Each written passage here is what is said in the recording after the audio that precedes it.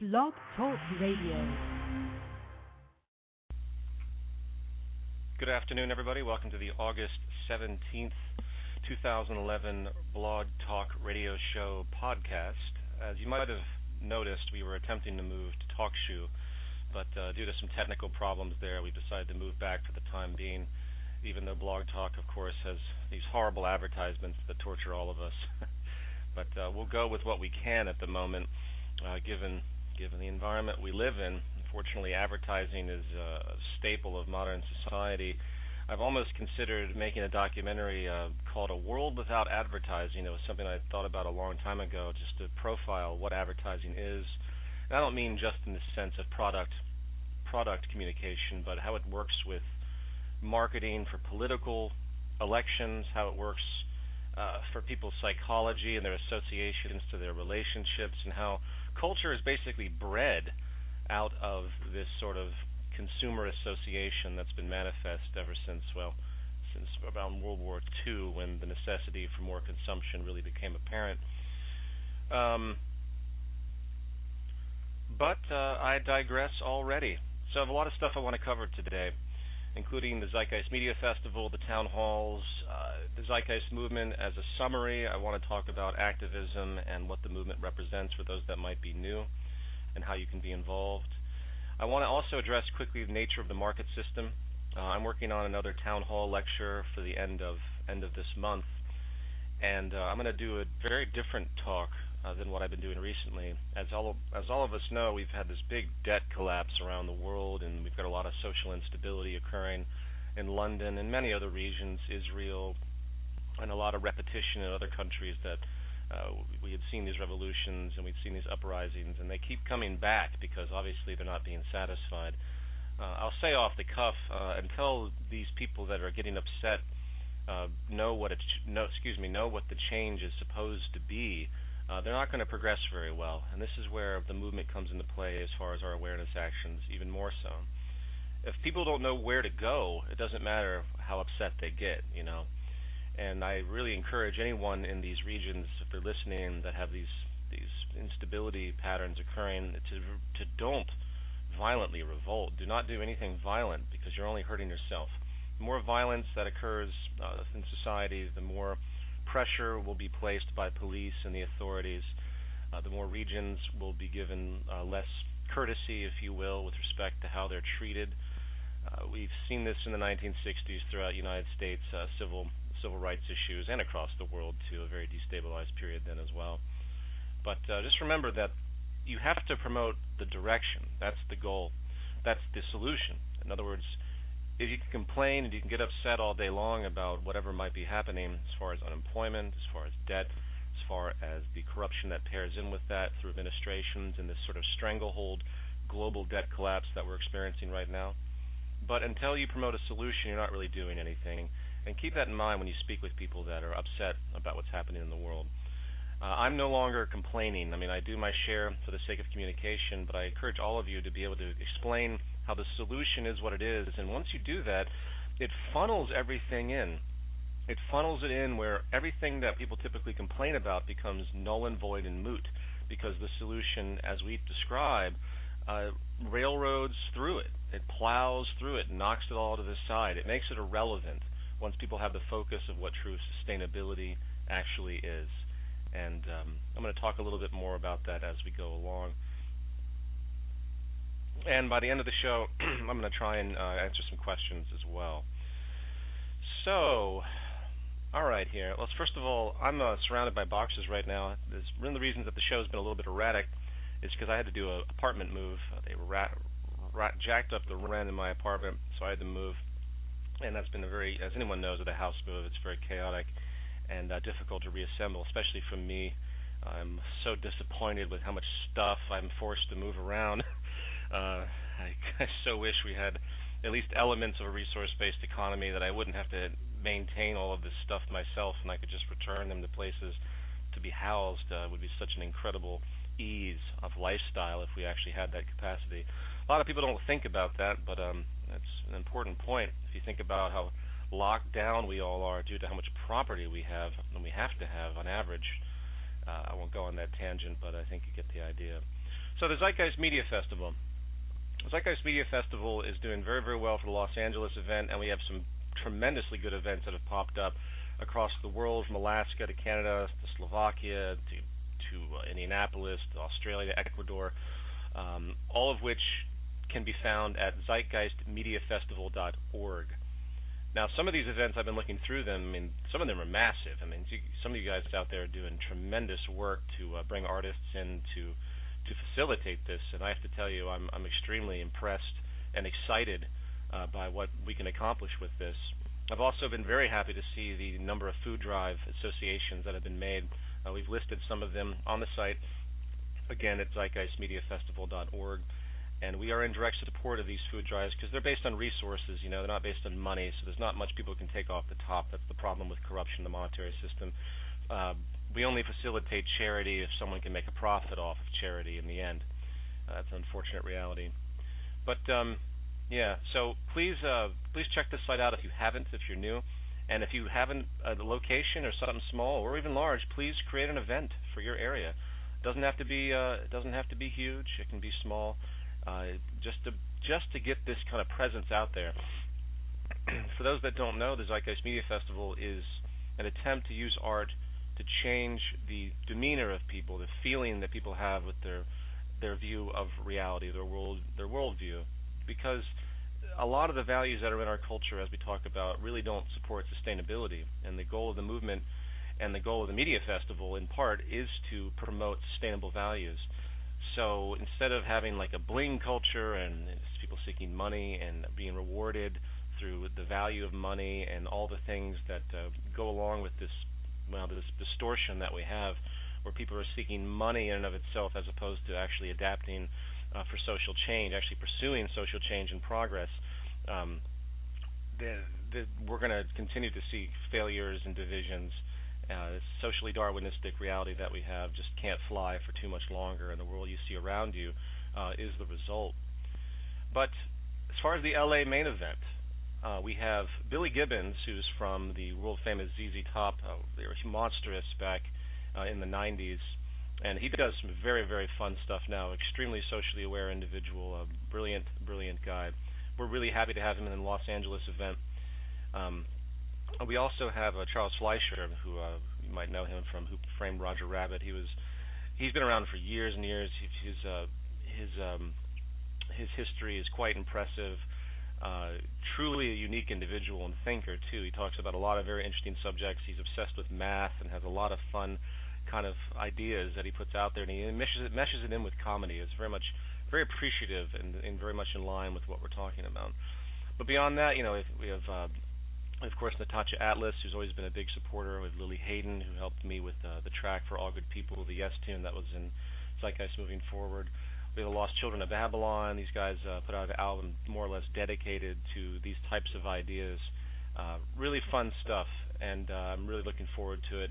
I'm going to be doing a customized work, basically another Zeitgeist live performance piece that will be a one-off 40-minute work, which will basically be a mini film, but it will be more gestural. So anyway, please go to this site and check it out and submit your event if you haven't. I'm expecting a couple thousand pounds of food to be generated by Los Angeles alone, and we definitely want to document all the food that's brought into this for the food drives, so we have a record, and we're going to start maintaining a global record of how much food we've raised and distributed for the poor. Here in Los Angeles, it's out of control with the poverty and the homelessness. So please check that out. Okay, the Zeitgeist Movement blog, the Zeitgeist Movement newsletter blog. We're finalizing the domain on this and getting the technicals finished, but basically we have this blog that's been mentioned a few times that will be for the public to submit not only general blog materials, but also newsletter articles and press release articles that we tend to mail out to the global list. This is really effective and important. I hope everyone understands this. So if anyone out there has skills to write, please think about participating with this. I've written a lot. There's been a lot of other people that have written some, and every day there seems to be something new that the Zeitgeist Movement can relate to with respect to, say, the debt ceiling that we just dealt with, the pending debt collapse, the general mathematical inevitability of what's happening, the social destabilization that's occurring, the true causality of all the things that the media has been talking about, of course, isn't being addressed. We could even do cultural things. I mean, the Zeitgeist Movement isn't just solely about the resource-based economic model. It's in some kind of finite element where it's physical. It's about what comprises the values and the reasoning and the worldview that can make something like this society work. And that's something important to remember. So please, if you are a good writer, if you do feel confident that you understand this material and the direction, please submit to this blog when we finally have it up, because it's going to be very important. In fact, I'm going to take this time now to jump straight into participation with the Zeitgeist Movement. I think there's a lot of confusion out there as far as what people are expected to do or how they define themselves. The first thing I like to say is there really is no such thing as a Zeitgeist Movement member in and of itself. We use this distinction in many ways just because we need some form of distinction. But a Zeitgeist Movement member, there's nothing to sign up for. There's no dues to pay. To consider yourself a member of the Zeitgeist Movement means you understand the material and you have an interest to communicate it to your fellow man. That's it. You don't necessarily have to be a part of anything if you understand the material. But when it comes to social activism and the interest to create critical mass, it does become important. So let's assume that you're new to the Zeitgeist Movement and you are learning about the information, you're reading the PDFs, and you're going through the lectures, and you feel you eventually get a decent understanding of the problems that we have today and the basic foundation of a solution, of a resource-based economic model, what it means to calculate society, what it means to be responsible and scientific with resources, which also extends to our behavior and drawing our values from the management of those resources, from the observation of natural processes. If we believe something that isn't supported by the physical environment, it's to our own detriment.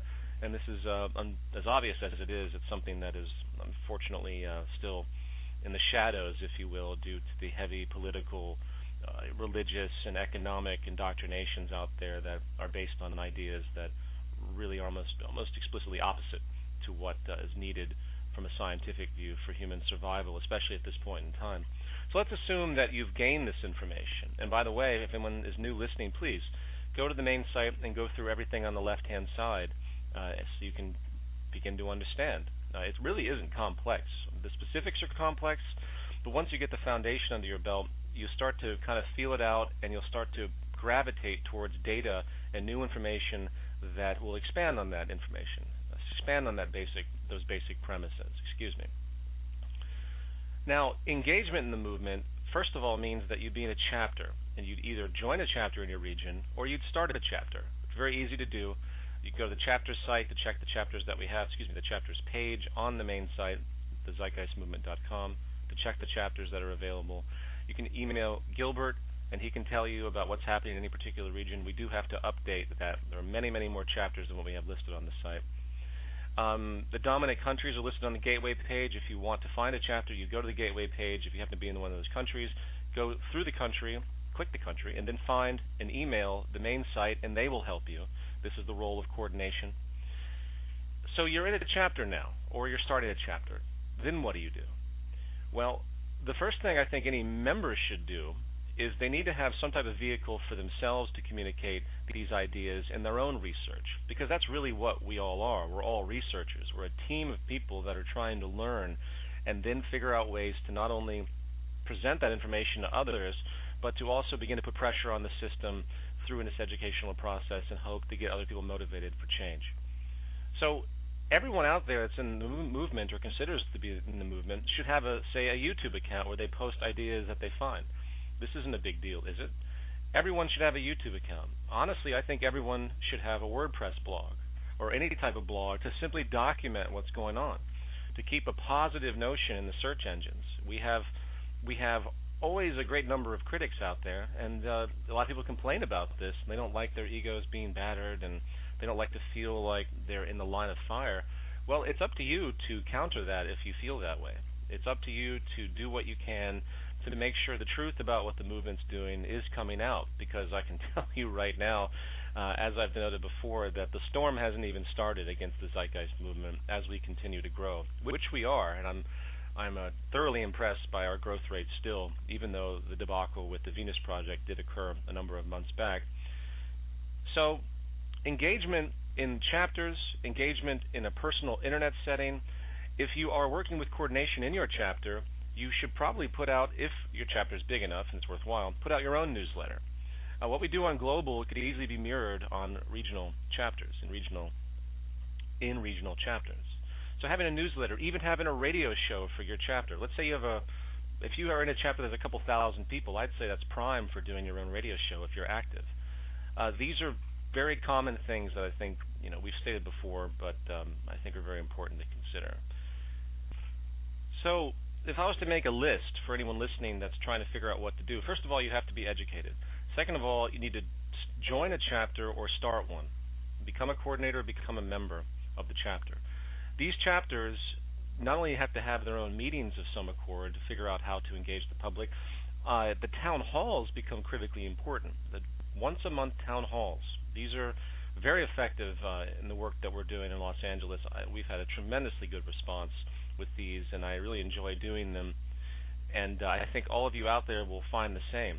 Now, once you have the town halls, make sure you document everything, and this goes back to the need to keep the internet flow going and keep data going out there, keep it fresh. So every time you do a town hall, please tape it and put it on YouTube. Very important. Coupled with this, of course, is Zeitgeist Day and the Zeitgeist Media Festival, two different ideas. Zeitgeist Day is more important, Zeitgeist Day is more direct. Once a year, Zeitgeist Day is there to bring in anyone and everyone, both in support or not in support, whomever, to express larger order ideas. It's like a town hall, but much larger. You can have guest speakers. You can do a lot more with this particular day. We've had very good luck with Zeitgeist Day. We've had major reviews and big publications because of this, and it's only going to get larger if people continue to do it. That will come up in March of next year. So Town Hall, Zeitgeist Day, Zeitgeist Media Festival. Now, there's something that I haven't mentioned yet. Actually, I'm going to wait on that because it's not relevant to this particular point. The engagement of the community, there's plenty of things you can do. So if you believe in this direction, you want to help society with these ideas, if you see the problem and you see the solution, then it's up to you to figure out creative ways to do so. This is what we're all doing. We're not at a stage where we're all trying to be jock frescoes and do heavy level invention. This is far too distant right now. If we can get the values of the system down where people can understand it, then we can get engineers and scientists that can also understand it. And then eventually this will materialize. But it has to start with the value shift level initially. And this is what makes the Zeitgeist Movement so critical and what separates it from the Venus Project in structure. It's very, very important that each one of us think of ideas, like, for example, in your meetings, in your chapter meetings, in the administration meetings of coordinators. The majority of the conversation should be about what people are doing to engage the external. That's it. Be very, very careful if you get into internal debates, personality conflicts. I mean, unfortunately, this goes along with the territory of having such a large group of people broken into segments. Sometimes egos get in the way. This is something that has to be dealt with, but everyone has to have patience with each other and remember what the final goal is. If we can't communicate these ideas and get the public to understand these ideas en masse, then we're going to fail, and that's that. So that's where the skill set needs to arise within all of us. I do it with my films. The orientation, PDF, and video will be out soon for others to digest. I shouldn't have to belabor it, and I think everyone understands it. But I do notice, again, a certain placated behavior in the midst of a world that's starting to come down on itself. And I can only just encourage you as best I can to really do your best to try and go one person at a time, group by group, to try and get people to understand this. Remember, the Zeitgeist Movement is really irrelevant. It's irrelevant by its name. It's irrelevant by its sense of institution. It's there to create critical mass, but that really means we're trying to get the humanity to share a similar value set so we can get away from this parasitic paradigm that's destroying us, this destructive paradigm. It's not about the Zeitgeist Movement. It's not about the Venus Project. It's not about Peter Joseph. It's not about Jacques Fresco. it's not about any individual or any organization. It's about a common value theme of sustainability, learning those values from the scientific causality around us, about what truth actually is, not what tradition has manifested, both political, economic, or even religious. These are, in and of themselves, problematic institutions because they're not actually based on truth and what sustains humanity. This is the core of the philosophy, and it branches out into all sorts of other fields that can help us, from how we apply technology, from what we can do to improve human health across the board, mental health. That's why I had all the information in Zeitgeist moving forward at the beginning about public health. People don't think about society with respect to public health, but that's precisely how we should be thinking about it, not GDP and money and everything else that's become so distorted. So anyway, I'm not going to go on that tangent either. But I will say before I forget that there is a think tank that I've mentioned a few times that I'm still keeping on the back burner as we build up the rest of these issues that I've mentioned prior, that will begin actually engaging reconstruction processes based on what's technical, not what's affordable. This will be a think tank that will eventually have an annual event, maybe even multiple annual events globally, where they show through 3D modeling how individual regions can be made sustainable, and to show how the kind of prosperity can exist through those processes. This isn't anything new. We've talked about this before, but it's very important because this will manifest the data set, the self-evident data set that really is very obvious, but no one is willing to think about things in the terms of what's possible through resources and design scientifically. They only think about things through what they can afford. And if we can get the public to understand that, that would be a tremendous accomplishment, for they would no longer have patience for this sort of monetary issue. Okay, so I apologize in general. I'm really tired. I hope all of this makes sense. The town halls. I'd like to shift gears here and talk about the market system for a second. This is a context to the market system I've never actually talked about, at least I don't think I have. I'm always obsessed with kind of finding the root of things. What does it mean? What is the intent of something at its core of any particular structure or approach? For example, we have a competitive market economy. The invisible hand claims that Darwinistic competition and the pursuit of one's self-interest somehow magically manifests the benefit of the society as a whole. Obviously, we know that isn't true, but that is the philosophy. But at the core of that, what is the real argument? At the core, it's stating that, okay, we do have to take care of society. It does make the assumption that there has to be some type of broader social organization, even though it's based in a very erroneous manner on the idea that everyone pretending like there isn't an association will somehow manifest that. And this is where the free market's distortion and anarchy really originates. What does it mean to have a competitive society to produce a collaborative effect? Because that's really what it is. It's a competitive notion that's seeking a collaborative and unifying effect. Obviously, that doesn't work, but it's interesting to see the point, because at the very bottom of it really is a social interest, at least in part. And I think that's very fascinating. So I apply that same logic to the market system itself. What is the process of the free market with individual corporations and rights ownership of certain resources and the trade mechanisms? What is really being facilitated here? And it's obvious enough. It's facilitating the creation of utility-based goods, creative utility as I would call it. It's enabling a communal environment, even though it's self-interest generated through proprietary corporations hiding their information and competing against others. There still is a collaborative nature to it, once again, because of the trade mechanism that exists in whatever form, and you can do your own analysis on the integrity of that. I am not going to go into the tangent of how utterly inefficient all attributes of cost efficiency and trade are. Globalization, this is something I've talked about at length. If you are not familiar with that, you can go back to probably any of these talks and find a lot of data on that. But the market system itself is really enabling this communal creativity and this sharing of resources, in fact, as dysfunctional as it is.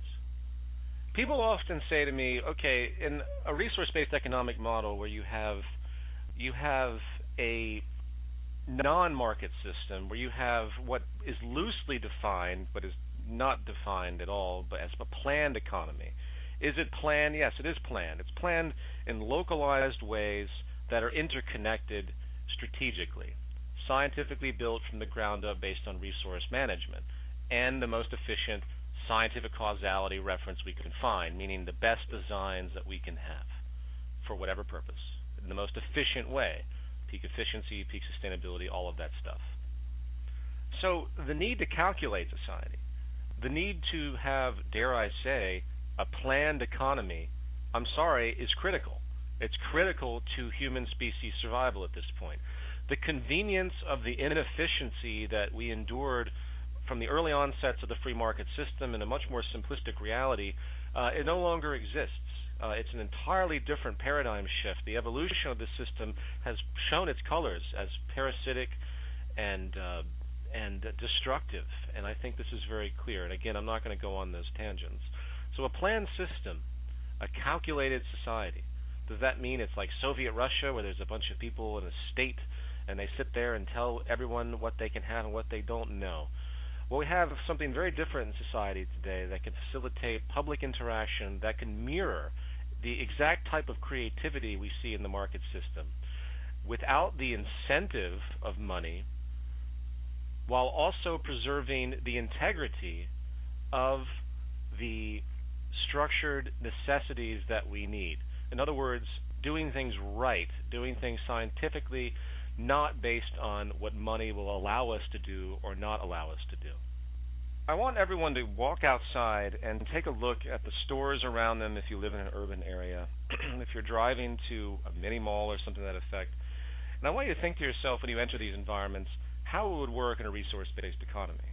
The first thing you'll notice if you think this way is you'll see the great deal of overlap and duplicity and inefficiency.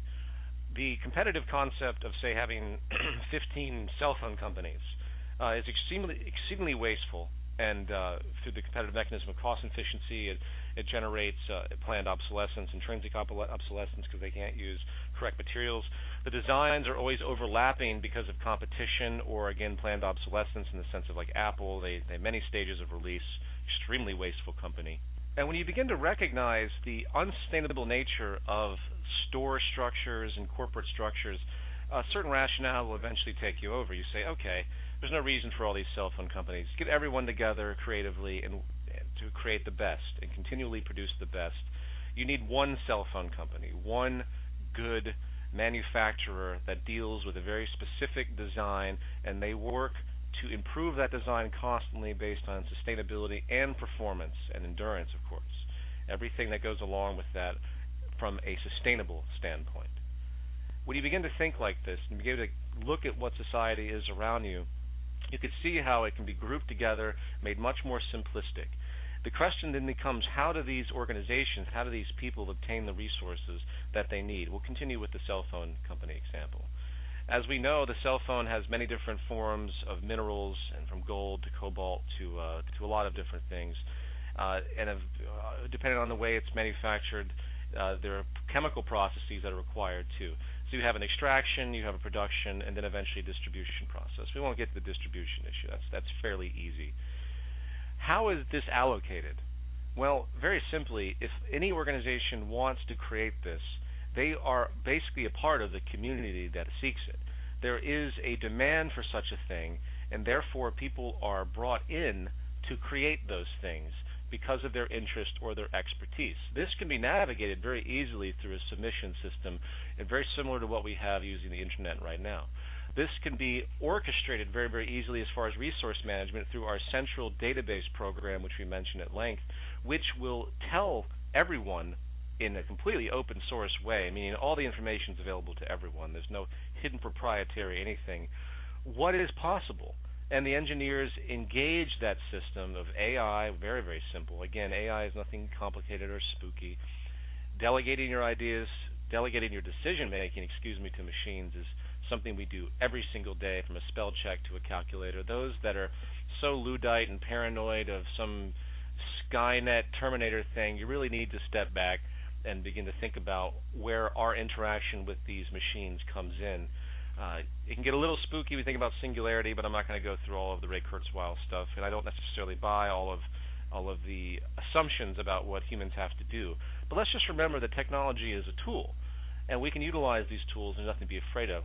The worst example of people that don't understand the movement or the Venus Project is that they think it's like a giant computer that runs everything, and that's not true. That's a ridiculous notion. It's a system of interaction with a database that can make proper associations to help our decision making. So if we're engineering a cell phone, if we're creating an institution that will provide cellular phones for the community, they engage this system to know what resources are available. The people are brought in that have an interest to do so and have an expertise to do so. And that can easily be engaged through the same type of system. People often assume that someone overarching is making all these decisions. And while that might be partially true, just like you go to a dentist, you respect authority. Just like you go to a doctor, you respect authority. Just like you might go to a microbiologist if there's something going on with pollution in an ocean somewhere. Authority is always something that has existed. Our fear of authority has kind of, well, it's legitimately manifest because of distortions of the market system. But we got to remember that technical authority is simply a position of someone's intellect over someone else's, someone who's taken more time. And as spooky as it may sound, like it's hard to jump around here, eventually that type of authority will be communicated by machines with far higher accuracy than what humans are doing. This is the evolution, and machines are a beautiful tool for this type of navigation. So coming back to my free market model, can we create the type of variety that we see around us? That's another thing. Can we have the unique abundance of everything that we see around us? And the answer is a big glaring yes. There's no reason that you have to have rigid uniformity. There's no reason that the models that have existed prior have to exist in the same way. It all comes down to what people want and the way that the engineering process is created and the production process is created. One thing that is occurring as well, and again, I'm jumping all around here, so if you're not familiar with this stuff, please bear with me. Modular robotics that have the capacity to change themselves, will enable customization of goods unlike anything ever seen. As talked about in Zeitgeist moving forward, we're dealing with a new type of three-dimensional print culture where customized printing can happen in your home, where you can print your own clothes, you can print small items for yourself, to customization of printing to factories. So you have an automated factory in the center of a town. You get an email from somebody who has a particular design for, say, I don't know, a chair, a custom chair that's ergonomically designed to benefit, say, a back problem you might have. You send this email which has the blueprint, which is literally downloaded, three-dimensional, has all the specifics technically built into this. You send it to an automated factory directly from your computer. It's produced for you in custom due to robotics that can be extremely malleable. This is all technology that exists today. So the concept of mass production, where suddenly everything has to be uniform and the same, that isn't really the way it is if you analyze where we are today with the state of technology. The printing revolution is going to be incredible once that takes hold. As far as distribution centers and things like that, there's a certain uniformity that is fine, and who cares really when you're dealing with utility. If I need a really nice camera to go shoot a film and I go to a distribution hub and I borrow that camera and do what I need to and return it, I don't really care about customizing that. I just want it to be as advanced as possible, and there's no reason why it shouldn't be. But when it comes to customization and everything that we consider novel, again, it's this argument of novelty and originality, which is, of course, really exploited by the marketing culture because that's one of its biggest selling points. We should pull away from that anyway. I mean, there's nothing wrong with uniformity. It's what's in your brain, not what you wear or what your house looks like, that makes you unique. These are things that people forget when they analyze the market system. So let me summarize this because I know I've jumped all over the place. Excuse me. The market system creates variety, and people assume that A, they don't have the freedom to engage the market if they wanted to, and B, that the type of variety in goods wouldn't exist. Both of these are fallacies when you have an automated system that can organize both attributes, meaning it's a computerized system of interaction, and people volunteer their time to engage it. In the most intense situations I've been in advertising and all the jobs I've had, at the end of the day, there's an excitement that exists within the process of creation itself. It might be completely pointless in the sense of designing an ad for something, But people aren't just sitting there thinking about their dollar signs. When people get in the act of creativity, something takes over. And you see ego battles, see people that really want something. That's not necessarily a good thing, but it does go to show that money is not the ultimate incentive. When people are given the freedom to engage in society and to think creatively, they will pair in and work with teams that can create new technologies because they want to, because it benefits them as well. This system of accumulation of resources and design will be pinged against an artificial intelligence system that manages resources and has a database of information and knowledge. And then from there, it's spawned, and the distribution centers, production centers, extraction, all of that becomes self-evident and oscillated based on demand. The demand is very easy to assess. This is why the Mises economic calculation problem is so absurd and idiotic, is because it doesn't seem to understand that demand can be calculated through just simple participation. People can think. They can be creative about what they need. Utility and necessity will always be there. It's always been there, even long before the market system, with the invention of tools to help improving our lives and easing our lives. It didn't take money to learn how to make rocks. Make rocks. It didn't take money to learn how to make tools out of rocks, to eventually morph that into metals, refine them for different purposes. This is a natural element of our creativity. So I've jumped around here a little bit again, but the market system doesn't enable creativity. It stifles it more than anything else, and that's up for a larger conversation, but it's very, very true. It's limiting in its effects holistically. If you can only imagine for a moment how robust our society would be with both material goods and its sense of responsibility and the dignity of interaction. My God, there's another one. The dignity of interaction. When I worked with Wall Street stuff and I worked in advertising and even certain musical things I did for years, there was such a loss of dignity because of the conformist notion and what you're doing just for monetary purposes for survival, what you're doing to meet the profile of a particular market. Because you're not actually engaging when you deal with marketing. You're not actually looking for utility. You're looking to exploit weaknesses of character.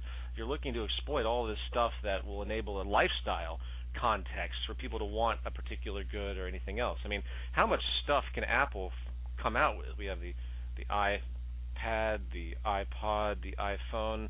What else can they possibly come up with which will create a necessity for the population? This is a cultural issue that needs to be thought about, because it's not healthy. In the words of George Carlin, there's too many choices, America. It's not healthy. So anyway, you get the point. Actually, before I forget, it just popped in my mind. There's a film called Psy Wars. I do suggest people watch Psy Wars. It's free online.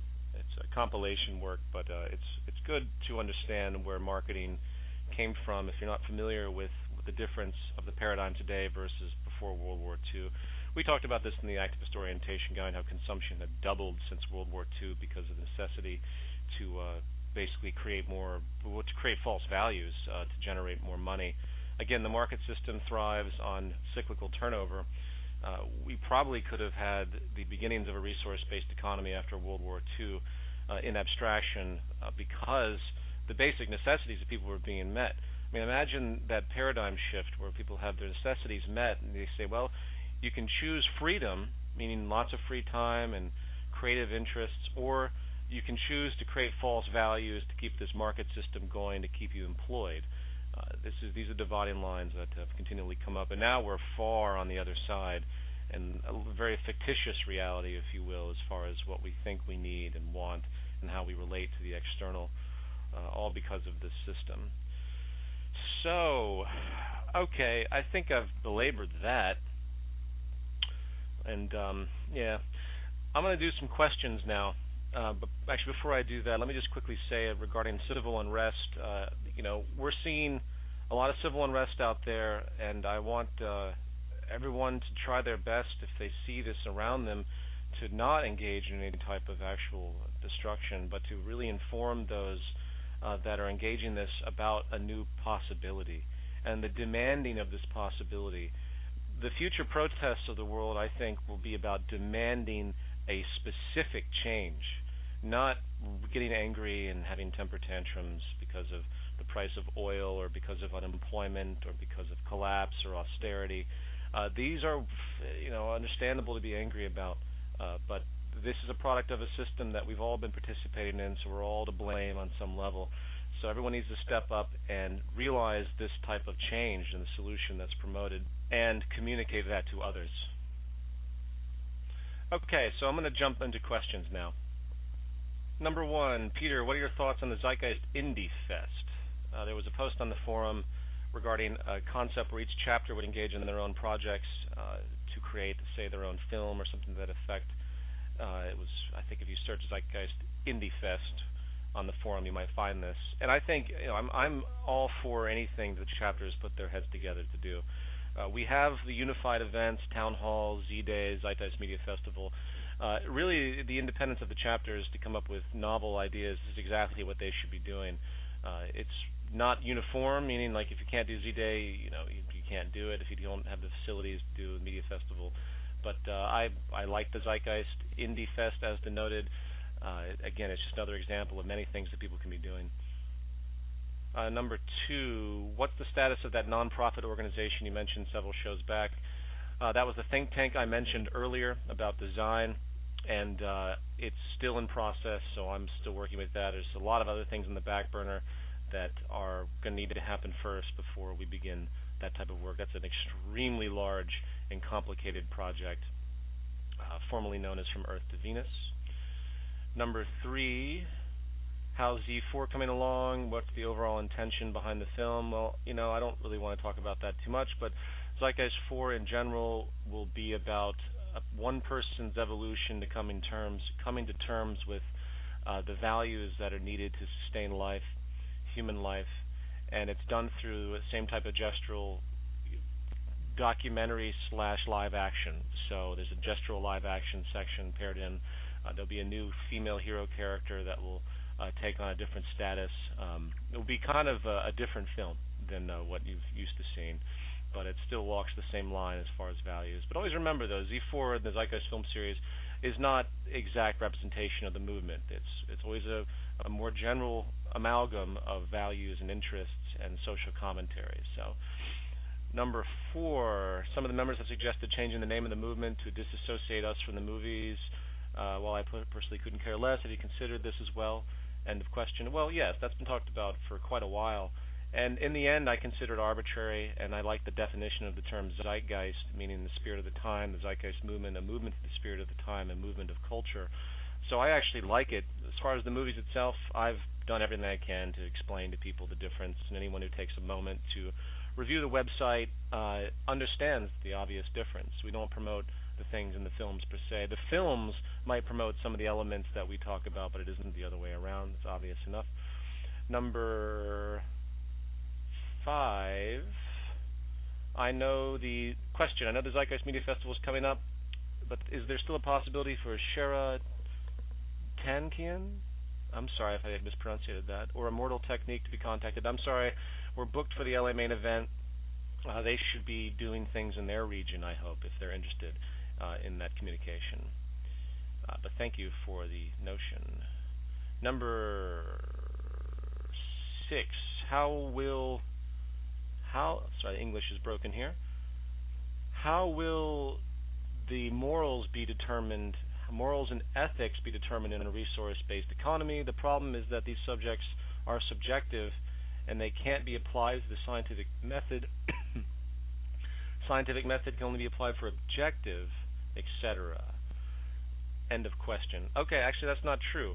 The morals and ethics, what are morals and ethics? Morals and ethics are ways you approach the world, worldviews, how you associate yourself with other people and the physical world around you, and the practices that come along with that. In my view, there's only one, I've been quoted as saying God is in the laws of nature and nothing more. And what I mean by that is that if you don't actually pay attention to scientific causality and base your worldview, morals, and ethics on what you learn from that causality, which is testable, and everything else that goes along with the scientific premise, then your morals and ethics might have a propensity to be corrupt. Doesn't mean that it's not emergent. Doesn't mean there isn't change. Obviously, you go back to ancient Greece, they still had slaves, and they probably felt, even with all their intellectual capacity, that was still morally viable. When it obviously isn't, because it isn't sustainable as a species. It's not like it's not a fluffy thing where you say this is positive and this is negative. It's what works and what create sustainability and things that are actually valued, which again is derived from the species sustainability. So nuclear war, for example, is obviously amoral by its very concept because it has the propensity to destroy human life, and in fact all of human life if we were to detonate all the currently available nuclear warheads, etc. So to summarize that, moral and ethics has to be pulled from something real and tangible, has to have a physical referent of some kind, if you know what I mean by that. Otherwise, it's just floating ideology. And I, as I've said it before with my objections to economics and politics and religion, very few philosophies within those contexts actually have relationship to the life ground, as we call it, or the earth and natural scientific processes. And that's a huge, huge problem, and why we have the problems we do today across the board. Okay, number 7. How do we deal with trolls and the angry self-appointed guardians of the status quo? You be very patient and you pick your battles very carefully. If you're talking to someone like this, you just have to feel them out. If they just go into name-calling and prima facie associations and straw man, which was what I call the circus, then you have to move on and go for the low-hanging fruit. Don't torture yourself by trying to convert somebody who obviously is hell-bent on trying to insult you or trying to one-up you in a very often juvenile manner. Just don't waste your time. Let's see. Number 8. Hold on, this is a long one. I think actually they're answering the questions. So number 8. Mentioning that the open source methodology will be a dominant force in the transition to an RBE if the open source community can spill out a new Linux kernel. It's far more complex. Hold on a second. Yes, open source. The question is basically about open source. Open source is where everything should be. We have seen the revolution of open source as far as integrity with Wikipedia, at least for technical things. I, of course, don't think Wikipedia should have opinionated elements at all regarding a lot of things, but it should be about technical elements only. But that's just my view.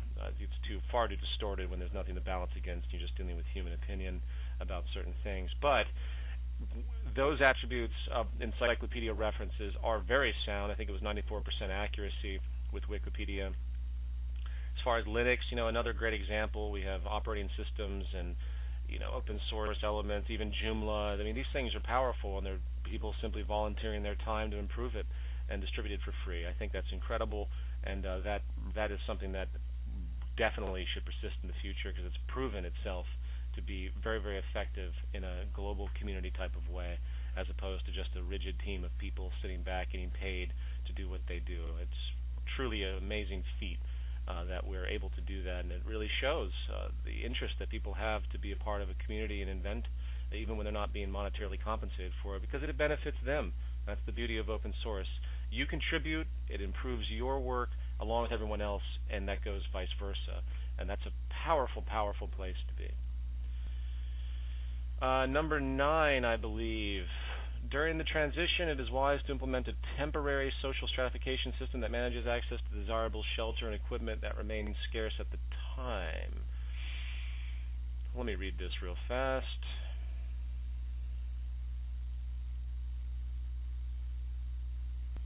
Okay, I see what you're saying. That's an interesting idea. I'm not going to repeat that because it's too abstract, and there's a lot of things that can be stated. It's not really a question. If anyone wants to read what they wrote, you can go to the Zeitgeist Movement Radio, August 17th, 2011, host Peter Joseph, TZM thread at thezeitgeistmovement.com to see that. Number 9 again. You mentioned late last year that you would eventually write a piece on the spectrum of marginalization.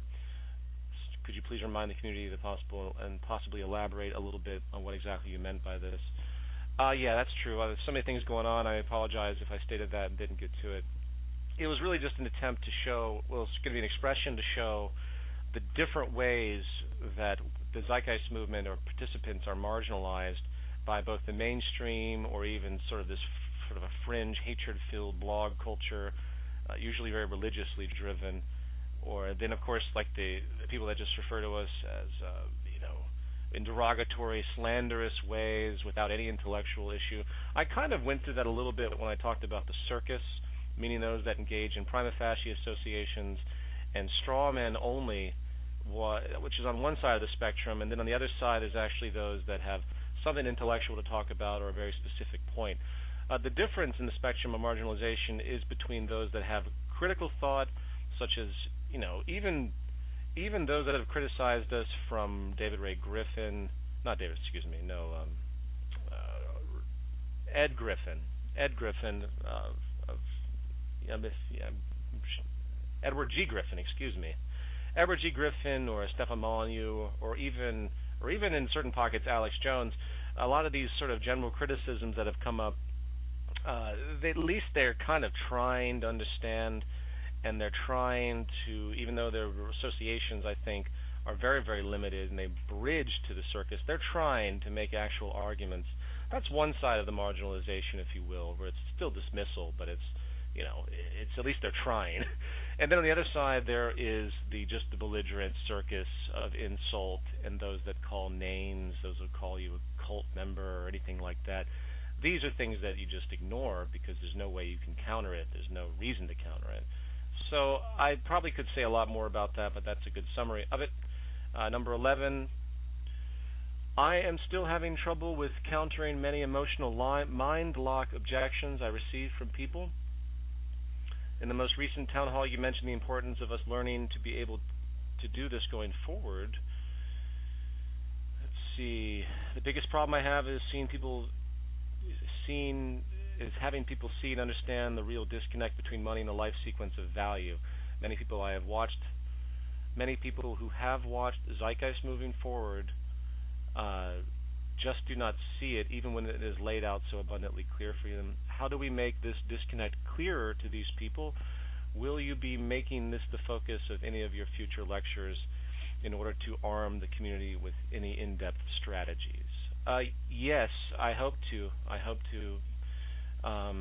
It's interesting to me as well how people will watch something like Zeitgeist Moving Forward, which has so many points, so many unrefutable elements that really are just right there for you to see, and by the end of the film they completely forget it and they don't even remember it, or they just block it out, or it's really a huge form of denial. And when people say something like, yeah, I saw Zeitgeist Moving Forward, and they dismiss it with like a few sentences, I know immediately it's not even worth trying to speak with them. If you do choose, though, you have to pinpoint them down. So if you're going to engage something like this, you have to have an example. You need to give examples to people. You need to say something to the effect of, well, okay, don't you understand how cost efficiency is creating inferior goods at the expense of wasting resources and creating and generating pollution? You can take that as a starting point, for example. That's a very good one.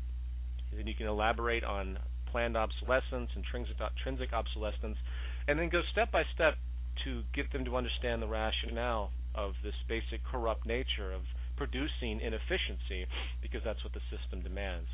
So that's one strategy I would say. You have to back them into a corner and just start drilling them on specific points. Make a list. I do this.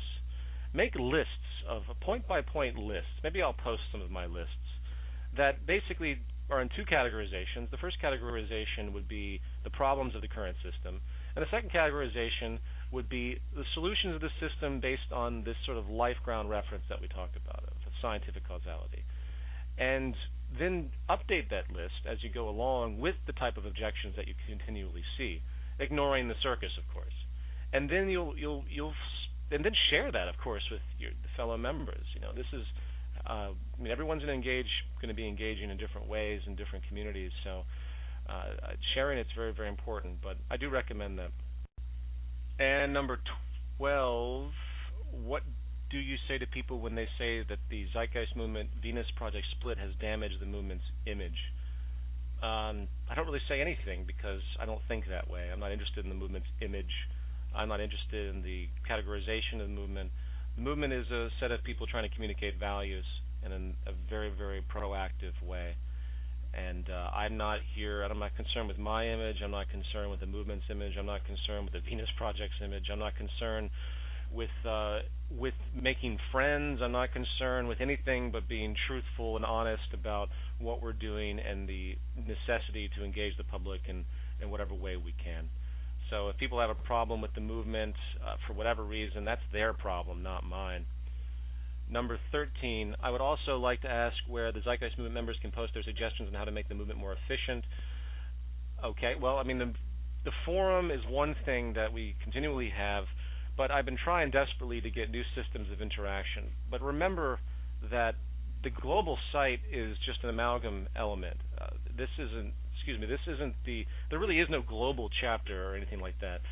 You want to engage in suggestions, please go to the About page on the Zeitgeist Movement Global, and you'll see how information flow has been designed. And it comes from chapters. It comes from chapters communicated to coordinators through rational consensus, and then the coordinators bring it up the tiers. So if you have an idea for a project, we'll say, for example, the Zeitgeist Indie Fest. If I was in a chapter, I would say, hey, this is a great idea. Let's have independent chapters do this. Let's bring this up in the next international chapter meeting.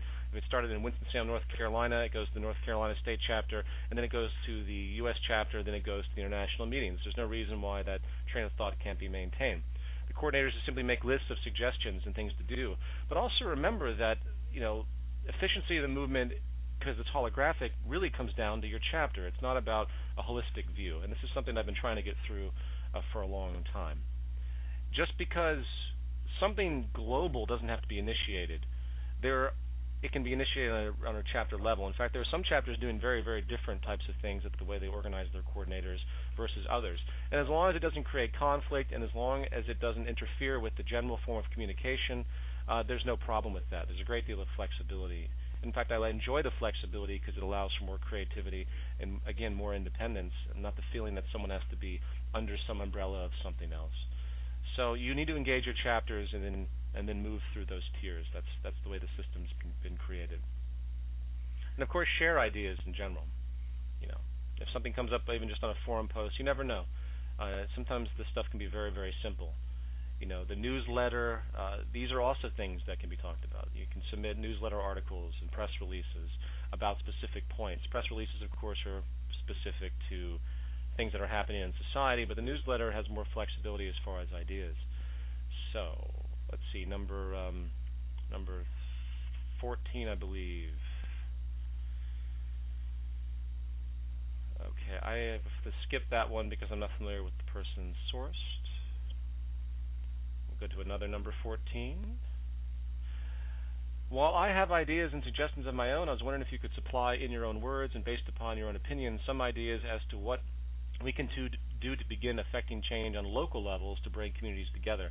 I realize you have done some of this in the past, but information changes, and you may have some more to offer here now than you did then. Well, the local level, again, comes down to the chapter interests and the cultural relevance of the area. I mean, there might be certain things in some regions that don't exist in others that might be fun to engage as far as publicity. In other words, if you're in the Midwest, there might be something very, very different than if you're in New York City as far as a community event that you might do. The town halls, though, really are where it's at as far as I'm concerned, coupled with Zeitgeist Day, coupled with the Zeitgeist Media Festival.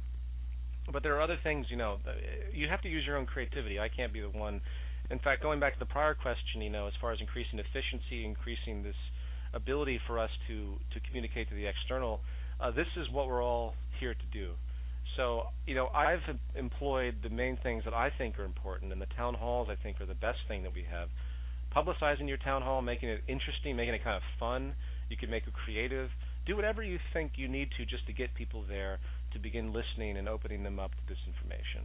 And that's really the best I can say.